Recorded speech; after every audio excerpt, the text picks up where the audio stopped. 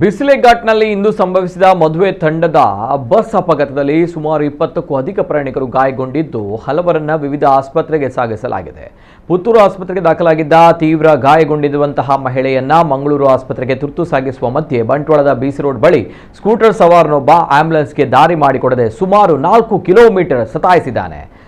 Ambulance ಚಾಲಕ horn ಹಾಕಿದ್ರು ಕೂಡ, ಸೈರನ್ ಶಬ್ದವಿದ್ರೂ ಕೂಡ ಈ ಸ್ಕೂಟಿ ಸವಾರ ದಾರಿ ಬಿಟ್ಟುಕೊಡಲಿಲ್ಲ.